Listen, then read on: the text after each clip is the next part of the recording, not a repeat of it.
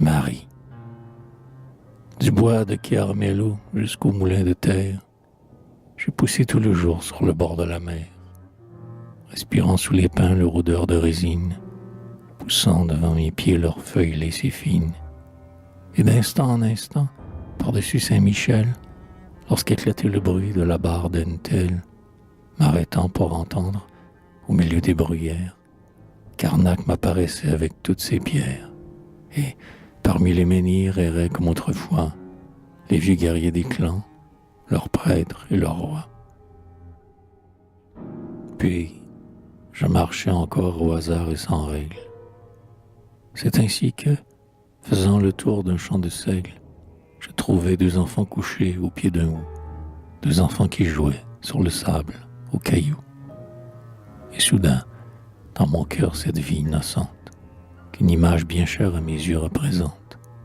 Oh Maï, si fortement s'est mise à revenir, qu'il m'a fallu chanter encore ce souvenir. Dans ce sombre Paris, toi que j'ai tant rêvé, vois comment nous valons mon cœur t'a retrouvé. À l'âge qui pour moi fut si plein de douceur, j'avais pour être aimé trois cousines, trois sœurs.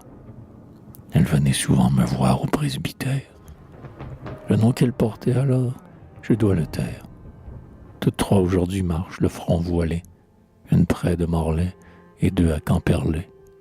Mais je sais qu'en leur cloître, elles me sont fidèles. Elles ont prié Dieu pour moi, qui parle d'elles. Chez mon ancien curé, l'été, d'un lieu voisin, elles venaient donc voir l'écolier leurs cousins. Prenaient, en me parlant, un langage de mère.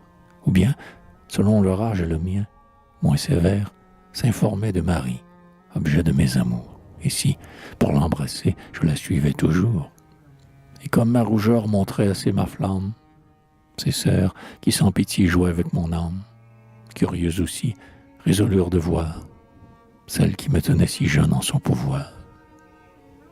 À l'heure de midi, lorsque de leur village, les enfants accouraient au bourg, selon l'usage, les voilà de s'asseoir, en riant, toutes trois, devant le cimetière, au-dessous de la croix.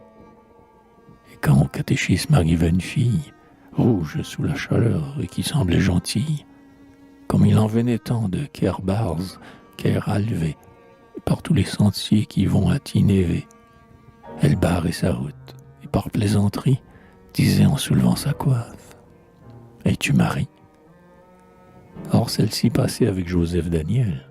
Elle entendit son nom, et vite, grâce au ciel, se sauvait.